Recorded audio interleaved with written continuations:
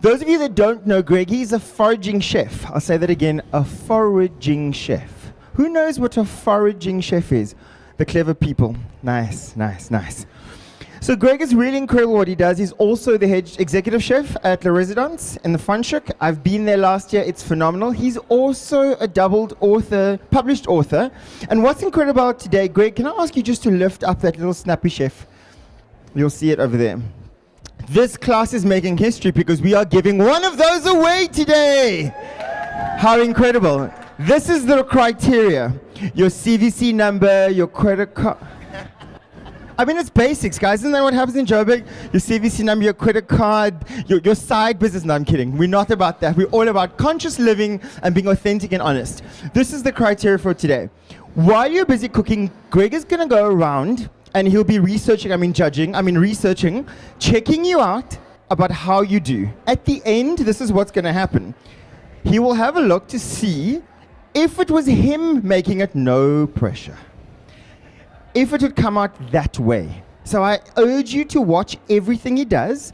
And then, if it works out to be that everyone is on the same path, he's going to do a blind test. I'm going to put it on. You can just take like a cloth or something and just put it around. No, we won't. But we'll make sure that he does a blind test, and then he's going to be the judge, and that judge is going to get the Snappy Chef. How incredible. Who's excited? 4 people. 1, 2, 3 made a mental note. On that note, Mr. Greg Henderson. Did I just call you Greg Henderson? You did. Would you like you called Gregory? Would you be Sir Gregory? Is that better? No, when I'm in trouble, it's Gregory. Oh, oh wait. Do not Greg, call him Gregory. No Snappy Chef for you. Ladies and gentlemen, please put your hands together for the incredible foraging chef, Greg. Thank you. Who are the people behind those products and the nutritional benefits behind those products and what it does for you. So we've got 2 very special products, chocolate, and Michael's going to tell us about his chocolate brand. It's called Fair Africa. And it's all sustainably sourced, but the lovely thing about this chocolate is that it has a circular economy. And it focuses on the community benefit. And before I talk too much about his product, I'm going to allow him to talk about it. Thank you very much. Hello, everyone. My name is Michael Mamonham, and I'm traveling all the way from Ghana in West Africa. I'm super excited to be here. The unique thing about our chocolate and our brand Fair Africa is that we are concentrating on 3 major selling points. We don't want to be like the normal regular chocolate. We want to be very, very unique because it's a social enterprise. So we are the only company with a factory within a cocoa growing community area. All the others are enjoying life in the city. We have moved to the village to make sure that our impact rather goes beyond just the company, but affects the farmers and the community. The other thing about our brand is that we are concentrating on organic, so there isn't any kind of substitute, palm oil or anything like vegetable oil, nothing, just pure cocoa. Great stuff. Now you know when you're looking at chocolate and it says palm oil, just put it down and contact Mike. All right, is that cool? Are we good to go? We're going to hand over to Greg. Michael, thanks a lot. And I look forward to marrying these 2 products together because both of them have a very beautiful story. So thank you very much. Fantastic. Thank you. Give a hand to Mike. Yes, please. So, ladies and gentlemen, if I can just allow you just to take one piece of that chocolate and put it into your mouth right now and allow the natural temperatures of the chocolate to melt within your mouth. Don't chew it, don't bite it, because you're going to start tasting different development profiles there of acidity, of sweetness, all of those. So, I'm letting you compared to the final product, because there's things we add into chocolate that transform that flavor of that chocolate and bring out the umami, but remove the bitterness too. Next, you'll also see there's this beautiful nut, and it's called a Marula nut. So everybody's used to drinking Marula liqueur, but it's very much far from that. This is actually wild harvested, comes from a local community up in the north. The thing about this is that within a Marula tree, it produces up to 900 kgs of fruit per tree, and only 35% of that biomass is consumed by the fauna. Love it that when it drops onto the floor, the locals... I've got comms issues here. So the fruit falls on the floor, and it gets used in 3 different elements. The skin, what they make the Amarula liqueur with, they make Amarula beer. The fruit within itself is used to make the jellies and the jams, and then the stone, because it's a stone fruit, hosts the nut. And to be sun-dried, roasted, left into the sun so it gets very, very dry in order for you to crack that stone. Now, a lot of people know that it goes a lot of effort into getting that amount of marula nuts from the marula tree. The thing about this plant, it has been known as to be the tree of life. And the reason I say it's the tree of life because it creates food resilience within those communities. It has a historic record which dates back 10,000 years where they found paintings in caves of ladies using this and cooking it, but also using it as terms of medicinal, which is very, very amazing. So this is an ancient product. And when we start understanding what South African food is about, this is one of those products. From the roots to the bark becomes medicinal, to the fruit it becomes edible, the leaves are used as a tea. And today we're going to be preparing this. The second thing about this nut itself, the health benefits, what it does for you. So very much like this coffee, this chocolate, from the cacao, the way that they have roasted, from the source where it comes from, they both come from natural formed ecosystems. There's no fertilizers, there's no soil amendments, it's naturally grown, naturally harvested, and it's harvested naturally by the local communities. How special is that? It doesn't come from a farm. More so, the way that they make this, they don't roast the cacao. So when they don't roast the cacao, it retains most of those macro micronutrients which our body needs, your copper, your magnesium, your calcium. And it's very beneficial to you, which becomes anti-aging, but it also helps to give you a good gut biome. It also plays with your brain in terms of it increases your serotonin levels. And you know what they say, 85% of your mental state is determined by your gut. But if our gut is well and it produces more serotonin, that's what chocolate always makes you happy. And that's a very important thing. So we're going to do three elements out of this to make these chocolate clusters. And it's a very simple recipe. In front of you, you've got a pot. Underneath the pot is a bit of water inside there, and there's a bowl on top here. So we're just going to turn your induction stoves on there. You just push that button where it says power. Get it up to a temperature of about 3. P3, Greg? P3, correct? So P3 is simmer. Correct. Cool. So why do we use this to melt chocolate? Does anybody know? Exactly. You said it, but you don't have a microphone. Should I give her the mic? Yeah. So it's 100%. Please do, because it needs to be interactive. She loves being in the front, she told me earlier. Yeah? So you don't burn it. Correct. There we go. So this allows us to melt the chocolate without scorching it, without burning it, because once you start burning it as well, it becomes very granular, and you don't want that. You want that smooth, velvety texture, so when you put it onto your palate, it really, really melts. So it's very delicious. It helps us to control the cooking temperature of this, so it makes it become foolproof. This on top of the pot. We're just going to allow the water to warm up first. When the water is warm, the steam will be coming out. And once the steam is coming out, it's going to be ready for us to add the... But also, we have two other ingredients in front of us here. We have salt and we have vanilla. So with the salt, you'll notice why are we adding salt to chocolate? Does anybody understand and anybody know why? Because there's method to our madness. Salt, when adding to chocolate, removes the bitterness, but develops and brings out the sweetness and the natural flavor profiles that chocolate will have. It pulls out the umami. So different origins of chocolate have different flavor profiles. And like anything, when you add salt to it, it pulls out those natural profiles. And when you drink wine, it's related to terroir. Coffee is related to terroir. Marula nuts is related to terroir because marula nuts actually taste different from different regions up in the north. And it all depends on how the plant has been grown. If it's got a lot of water, you're going to get a very juicy, creamy nut. If it's in a place where it's very stricken, the nuts are generally a lot drier. So you can always distinguish that in terms of quality when you're looking at the marula nut. If you can take some of the marula nuts, and I want you to put it into your mouth before we add it with the chocolate, else you're going to lose the flavor with the chocolate. It's yummy. Very creamy, very buttery, high in calcium. Very good for you. So it's a very beneficial nut, and it was also known as a food for kings. Like I said before, this nut within itself has a lineage back on 10,000 years ago. Greg, Right. when you say food for kings, is because it was expensive or is expensive? No, it was seen as food for kings. So only the kings were able to eat this 10,000 years ago. Wow. So within the tribes and all of that, it was something very highly prized Okay. because of the labor behind it as well. So it's a Got very, it. very good ingredient. So I'd like you all to take your coffee because your chocolate. So I believe that this pan is nice and warm at the moment.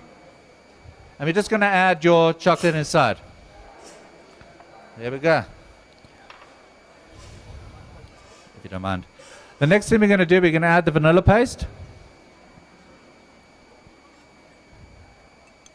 And the reason we add the vanilla paste with it because we don't want different temperatures melting together with the chocolate and the vanilla.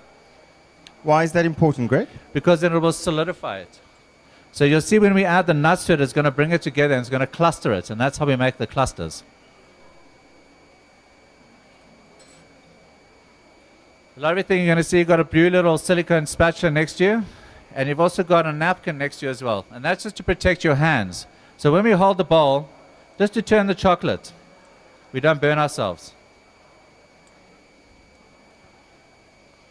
Now we're just going to work that chocolate down until it becomes a beautiful, silky, delicate chocolate sauce. Now also the trick when you're melting chocolate is just to leave it for a little bit, stir it, leave it for a little bit and stir it, and eventually it'll come down to that silky sauce that you're looking for.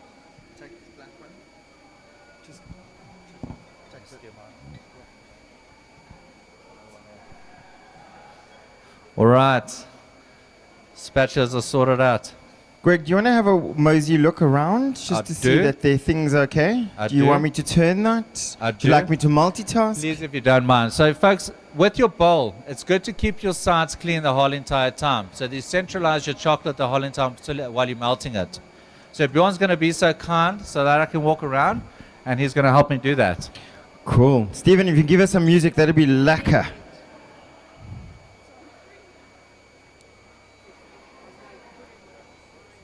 So, ladies and gentlemen, if your thing's a little bit slow, you can put it up to P6. Just going to give it a bit of a boil. Yours is looking good. She's a queen, the realest one Good. anyone You ever got a seen. spatula, If it yeah? turns out I'm asleep, then don't wake me up from this dream. I mean, Too big, so if just I'm keep keeping scraping it around the real, how sides we there. came to be, I ain't do nothing to deserve you, but I keep you by any means because. Greg, is there a way to ever Nobody judge can that the compare chocolate's that about to shine burn? inside of your eyes and that way you play with your hair is You the can. way You'll start keep seeing it the right. crystallization on the You in sides my as well. heart. Could've torn It's me like to pieces, at the but moment, had if your my pot back is when boiling, it's me you sick can actually turn your heat without off. me by your side. No, And the person natural you heat have for the inside the love I pot can will keep it provide. I'm melting. passionate about your happiness. If I How am I need doing, it, Greg? remind You think I'll be allowed in your kitchen? I'm happy to tell One you day. why, 'cause One day. I see what you do when you're not thinking I'd be. That's a very nice way to say no. Now you'll see when you start stirring your chocolate, you start seeing that shine come through, and that's what we call developing the viscosity. Say that again? The viscosity. When you keep mixing your chocolate like that, develops the viscosity. Nice.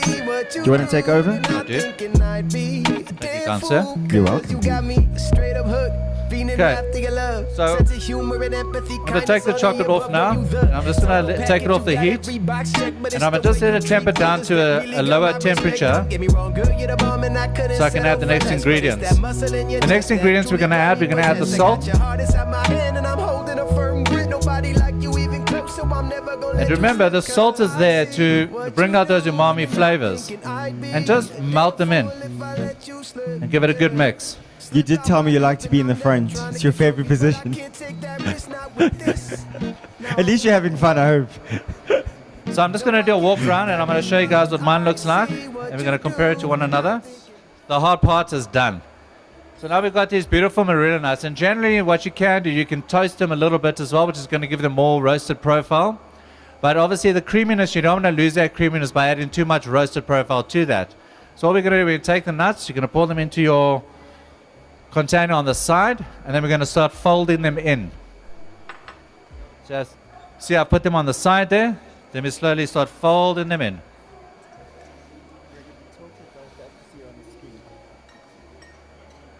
Just have a look on the screen, you can see what I'm talking about.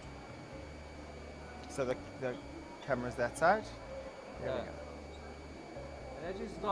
As you start adding the Marula nuts, you see it'll start clustering up, it'll start forming up nicely. And we're just going to keep folding that so it can naturally cool down. so that we can start spooning them onto our mats. Okay, and it should be beautiful and shiny with the nuts in between, but you want to make sure that you incorporate all the chocolate into the cluster. Another nice thing to do with this is to have additional marula nuts next to it, which you can have the cluster, take it out and roll it in nuts afterwards.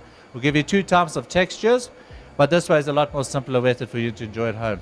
Cause I'm charming, funny, and witty. I'm hardworking and gritty. I'm entertaining and passionate, meant for this like a grizzly. I'm mentally getting busy, been pondering self-worth. I've been learning how to love me and honor myself first. And I found God where it hurts, and the tears of the smile through the years of the pain. With the ears of a child, I made a promise I vow to respect myself like a child. Expect myself to be foolish, accept myself when I'm wild.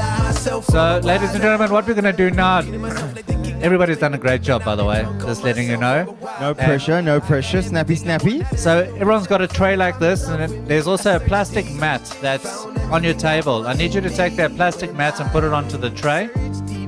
And what we're going to do with the serving spoon, the tablespoon that's with you there, we're going to use it to spoon that mixture into dollops onto that plastic sheet. Right. Are they going to use their hands, Greg? No, No hands. Hands free. we're going to use a spoon. Okay. Yeah, the spoon. Cool. Yeah. So we all got the tablespoon that we use to do the vanilla.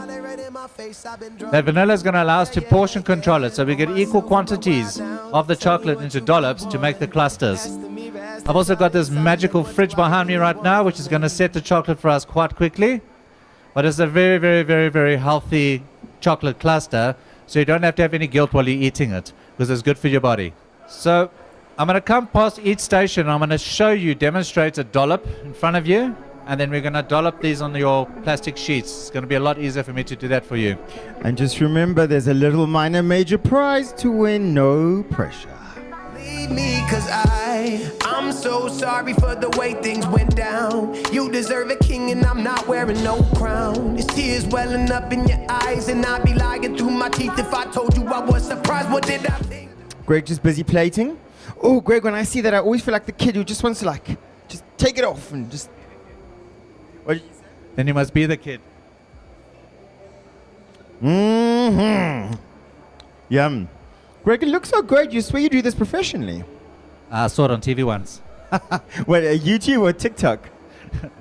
Neither. Neither. Whoever's ready, come forward. I can just know where you go. And then while we're waiting for the clusters to form, we're going to do a little thing called Q&A. So I spoke about a lot of things about the marula nuts. We spoke about the cacao, what makes them very important. And I'd like to ask some questions in terms of the competition before we taste it, of the knowledge that was absorbed. So how does that chocolate taste now? Better. You taste what that salt does to it. And this is why I asked you please to taste the chocolate nib before we start working it. Because even though it might look like a lot of salt going into it, it brings out the umami, it pulls away that bitterness. It brings out all that flavor and that sweetness. So what it actually does, it does the reverse action. Instead of making it very salty, it makes it very sweet. If, for instance, you were making ice cream lollipops and you were doing a plant-based ice cream, if you wanted to make this as a beautiful dipping, you would take 40% of your batch weight and you would replace that with coconut butter. And what that allows you to do, it creates this very silky sauce that you can take any cold item and dip it in, allow it to cool because it's frozen, and it tastes exactly like a Magnum ice cream, even better. So just in terms of diversity on the recipes that we're using, well, that's going to take about, say, 3 to 4 minutes just to set in the cold temperature. The lovely thing with that chocolate, as soon as it hits that cold temperature, it starts to solidify. And that's a lovely thing. So in terms of the Q&A,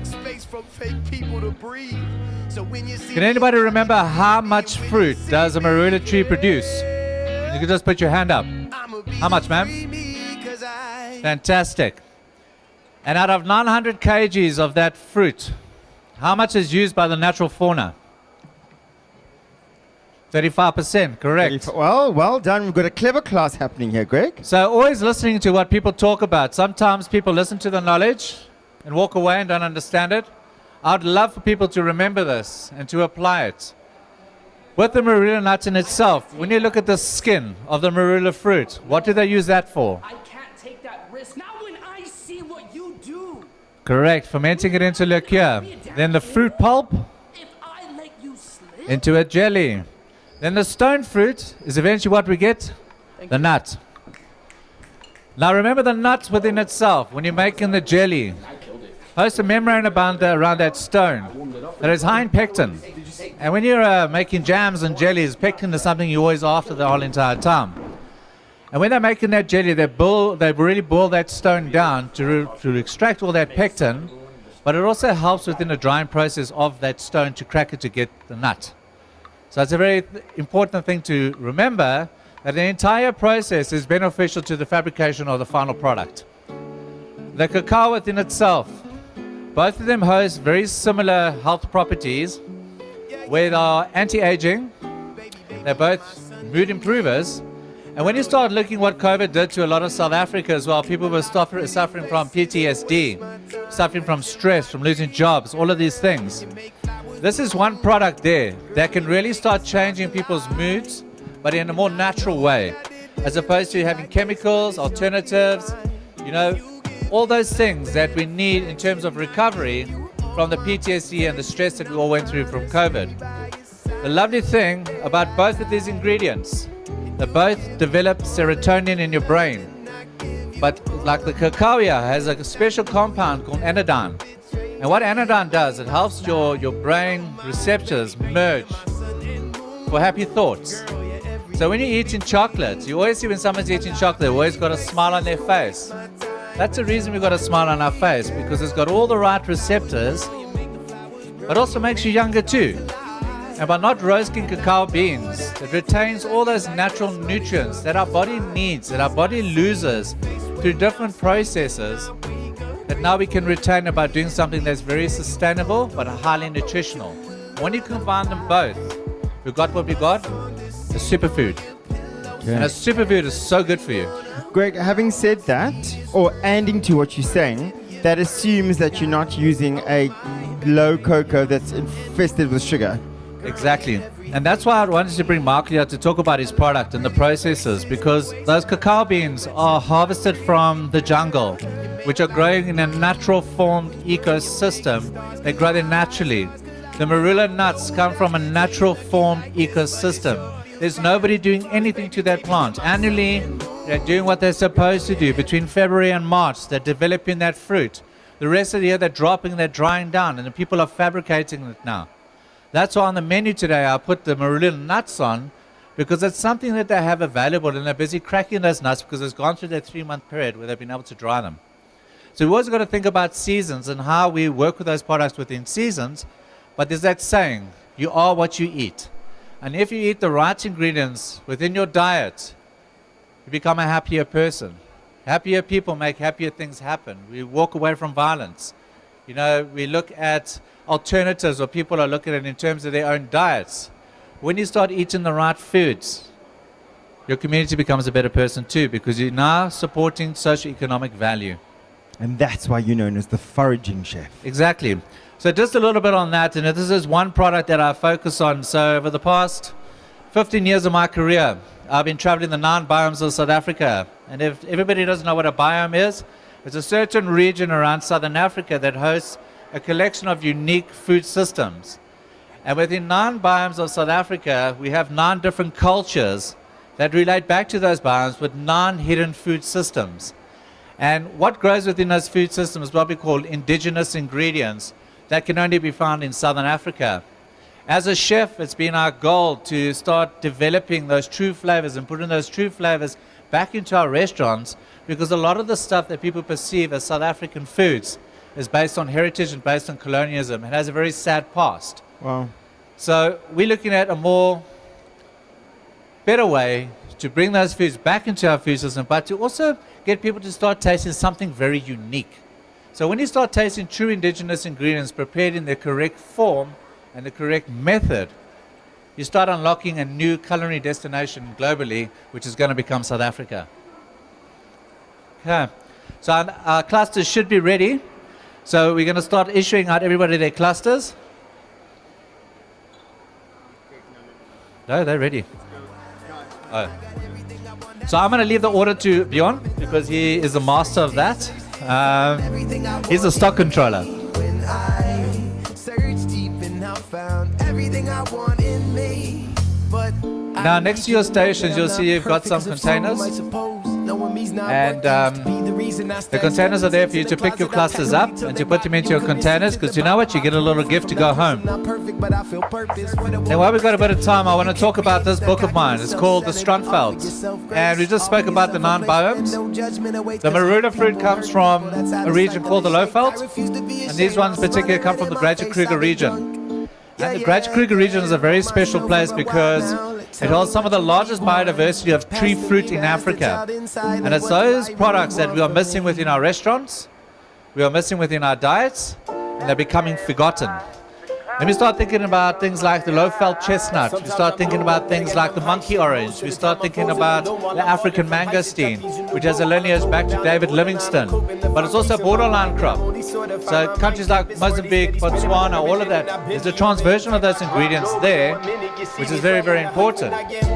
Where I come from is a very special place. It's called Kleinmond.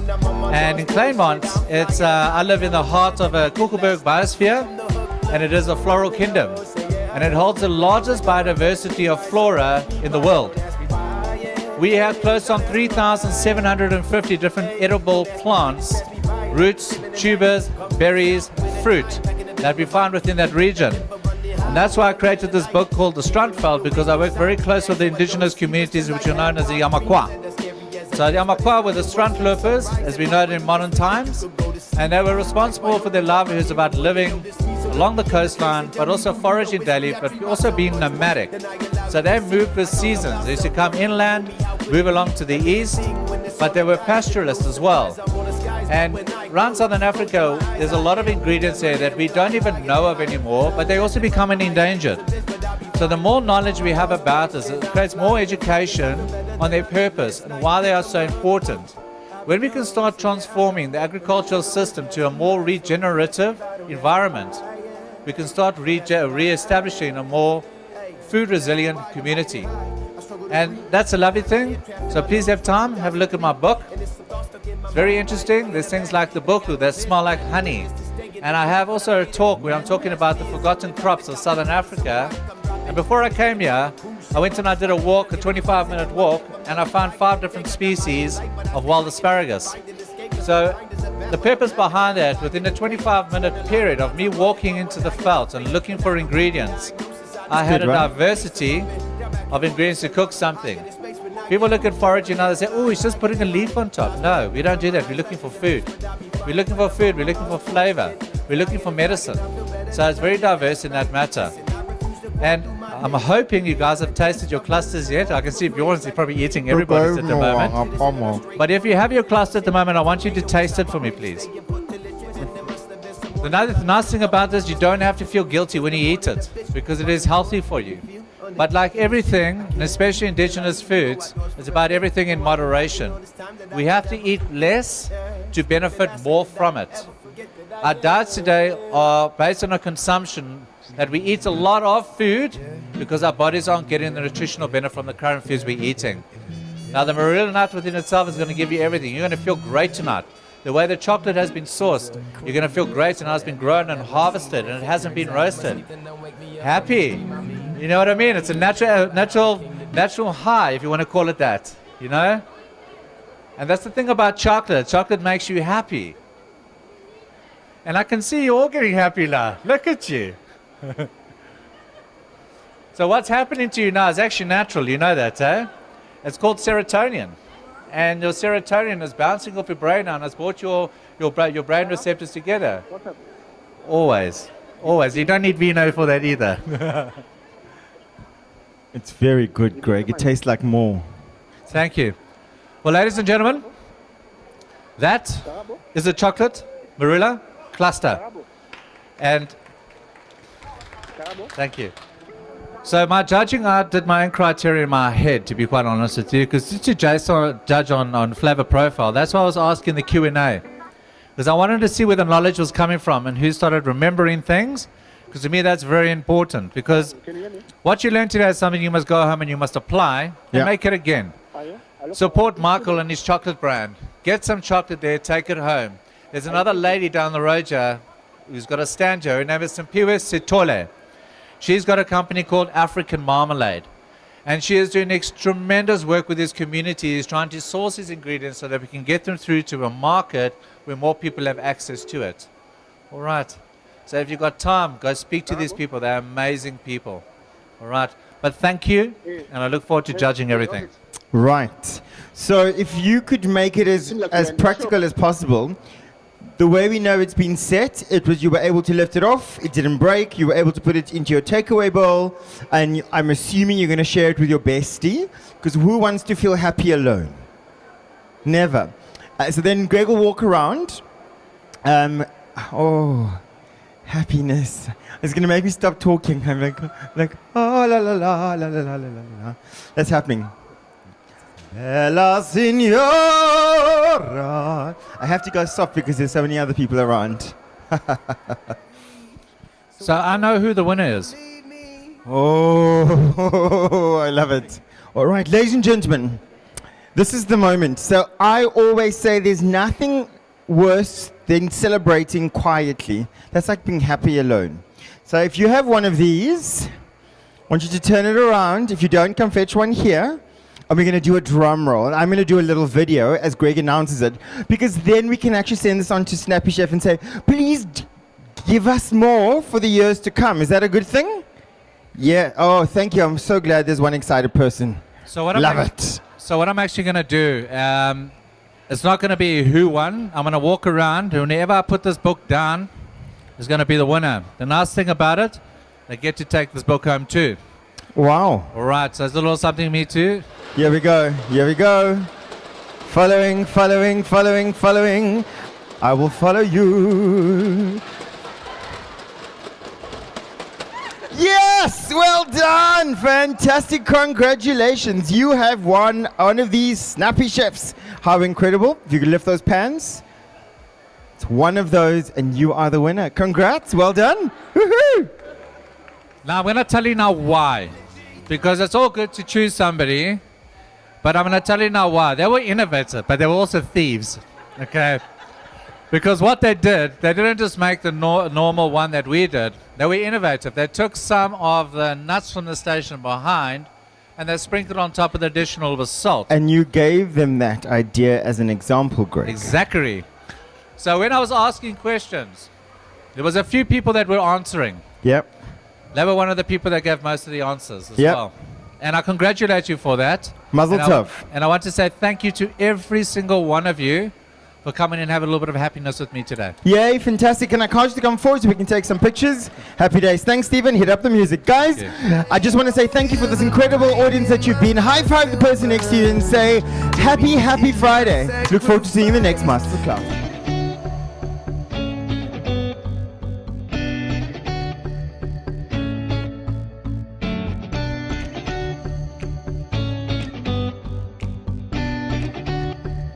Powered Show pop-up podcast is here. Pull up a seat at the kitchen table and join me, Sean Lewitz, as I chat to local and international chefs, as well as health and wellness experts about this fascinating journey of food, health, and conscious living. Go ahead and follow the Plant Powered Show pop-up podcast on Spotify, Google Podcasts, or Apple Podcasts right now and take us home with you as we delve deeper into the world of plant-based living. The Plant Powered Show pop-up podcast.